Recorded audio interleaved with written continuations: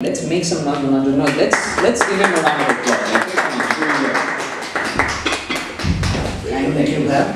Thanks a lot. Okay, I will wait. Thank you. I wonder what's the sarcasm in this. It's called stand-up comedy and we're given a two to sit down. Okay. Anyways, introduce করে দিই নিজেকে। আমার নাম একটু ছোট একটা নাম compared to Sri Lankans. Syed Ridwan Hossain বিপ্র, বয়সী পয়রফলা, যেটা কেউ বুঝে না। খালার বাসায় গেছি, নতুন অ্যাপার্টমেন্ট, সুন্দর একটা দারওয়ান, আপনার মতো বডি শডি সুন্দর ছিল, বাট গ্র্যাজুয়েশন মনে হয় করেনি। এনিওয়েজ, তো ভয়ঙ্কর চেহারা নিয়ে আপনার নাম কি? আঙ্কেল ফোন দিয়ে বলবেন বিপ্র এসেছে।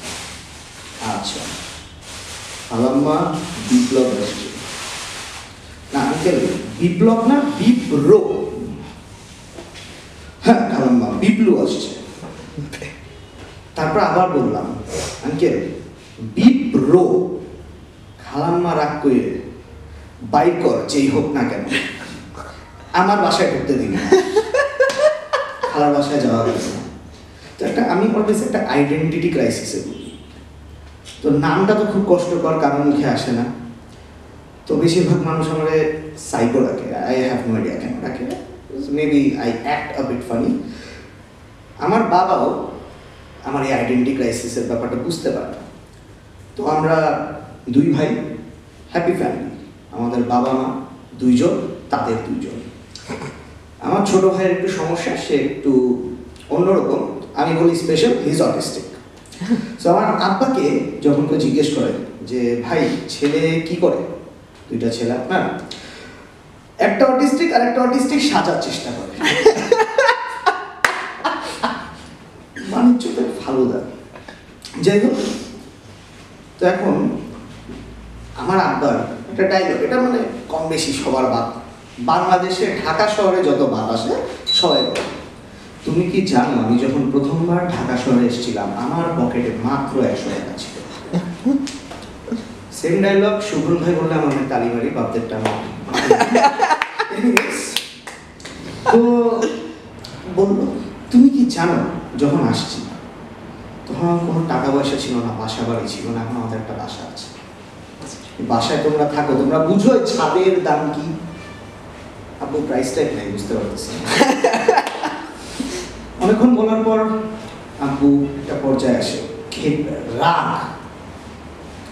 তুমি জানো তুমি যখন 3 বছরের ছিলা আমাদের টাকার এত ক্রাইসিস ছিল, পানি কেনার টাকা ছিল না, হুইস্কি নিট মারতাম। আমি বুঝলাম না যে মানে হুইস্কি পাইলো পানি পাইলো,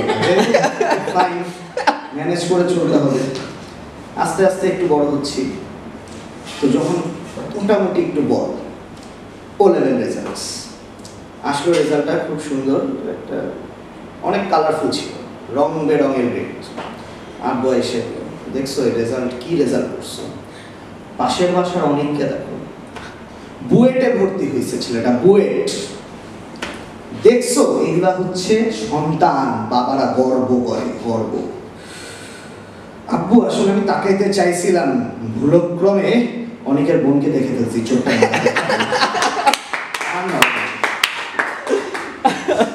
যাই হোক, লড়াইতে যেহেতু পারি নাই, সো ওই দিকেই তাকায় থাকি। আব্বুকেও উপদেশ দিন, আব্বু মাঝে মাঝে তুমিও দেখো, ছাইটা দিই।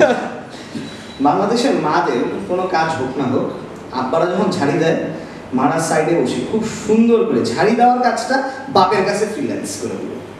মারা জাস্ট যখন হ্যাঁ বলো, তুমি বলো পারছো, কিছু পারছো, মারা সাইড দিয়ে বলো তোমার আব্বা কিছু জিজ্ঞেস করতেছে। সুন্দর বলতেছে আসলে আব্বু জ্বর আসছিল। কথা নাই। আসলে আম্মারা আমাদেরকে বড় করে যাতে আমরা কথা বলতে পারি, কথা শিখায়, আর বাপরা শুধু সাদা।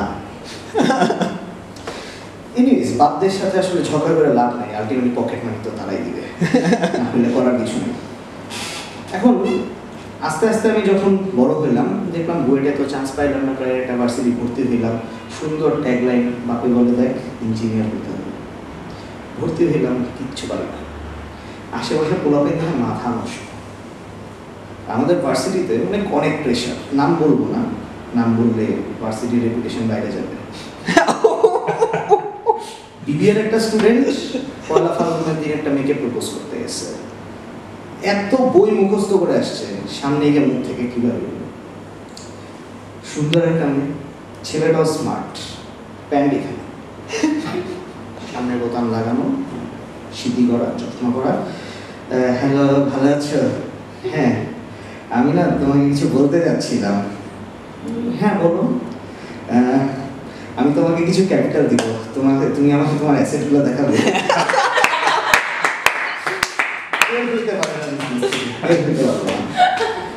ভালো কথা, পোলাপাই থাকে অনেক। দেখো বাংলাদেশে এখন নতুন একটা ট্রেন্ড আসছে, পয়লা ফাল্গুন।